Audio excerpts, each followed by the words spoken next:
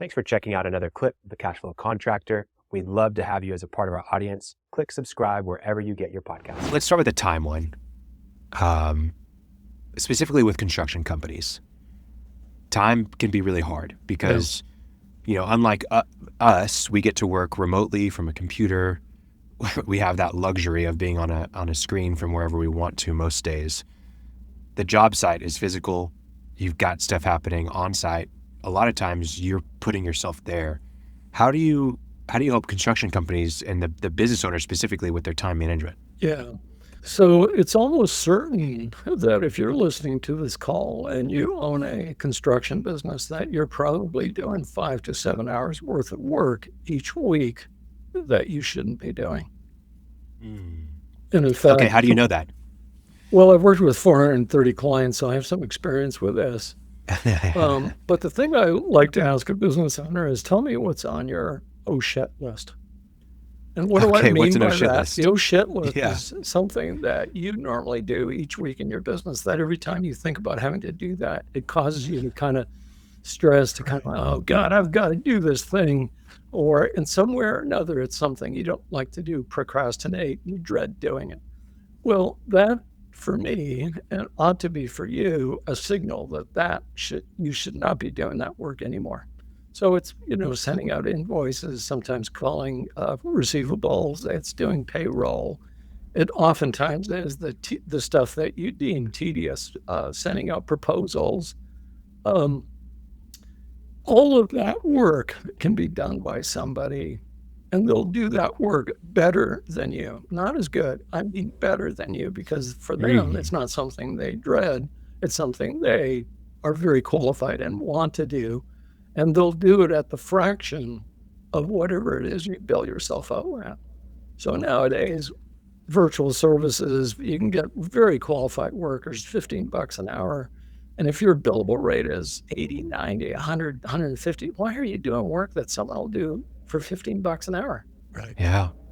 So is that one of the first things you start with, is building that oh shit list? Yeah. So typically when I start with a business owner, they're already dreading the fact that I'm too busy already. How am I going to fit this coaching thing in amongst that? And so I call it the burning bush. The first burning bush that we have to overcome is to free up some space, to help you get some space that you can add coaching without adding to the I'm already working too many hours feeling that you have. So very, very often is the first place we start. Yeah, that's really good. And here's a question for you. You mentioned virtual services. We've talked about global talent on this podcast before, and we help a lot of contractors with that specifically. But what is the first reaction that these owners have when you say, hey, you're going to hire this person in the Philippines or in Mexico that's going to handle your payroll, that's going to handle your accounts receivable? What is their response typically? Well, there is a bit of concern and sometimes a bit of friction about having somebody overseas. But what is more commonly the problem is it's just easier to do it myself. It's going to take me hours to teach this person, and how's that save time for me if I have to spend 5 hours teaching something to somebody? And so one of the things business owners need to work out is, how does delegation work? How do you do training? How do you do SOPs, standard operating procedures? And so one of the first breakthroughs for many business owners is, listen, you don't write the SOPs. That's not your job. Your job is to provide instructions, typically in the form of a Zoom call, 15, 20, 30 minutes. You share your screen, you provide direction on how you want something done.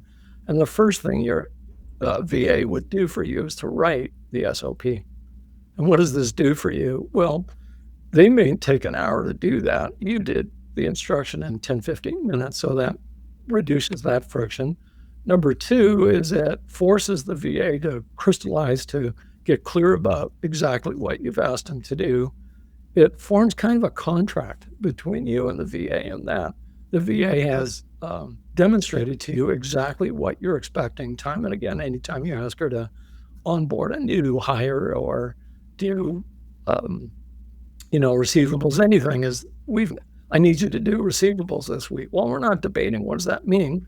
Here's what it means. It's exactly what we've outlined in the SOP. And the fourth part about it is that if, God forbid something were to happen, the SOPs are generally so well written and documented, you can hand it to any capable VA and they'd be able to reproduce the work with 2, 3, 5 minutes of guidance.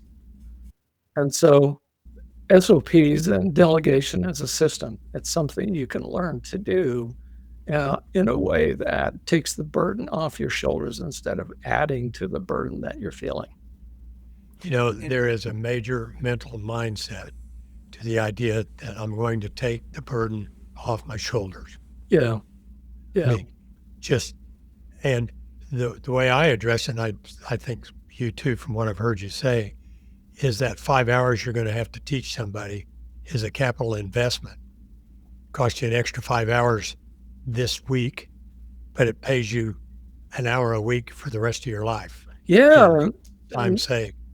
And so that's a concept that's hard sometimes for people to get, is the idea of leverage, doing more with less, amplifying the results that you're getting through the work you get from others.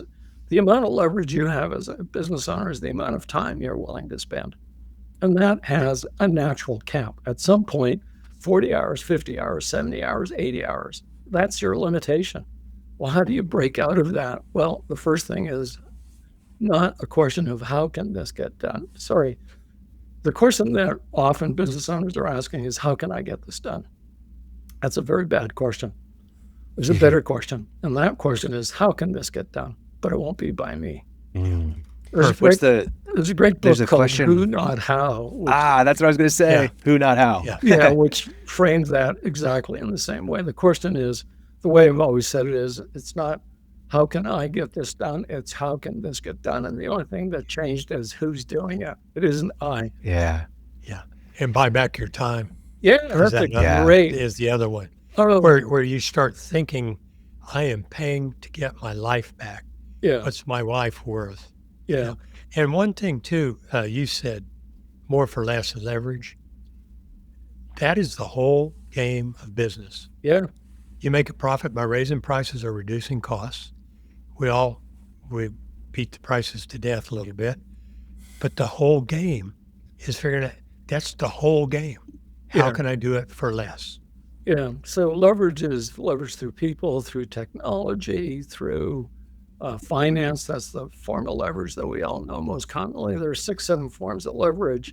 And the better you understand that, the better you execute on this, the better the business, and effectively, the better your life is going to be. Thanks for checking out a clip from the Cashflow Contractor. We have full episodes where we go deep on topics that help you grow a construction business that runs without you, so you can have less stress, more time, more money.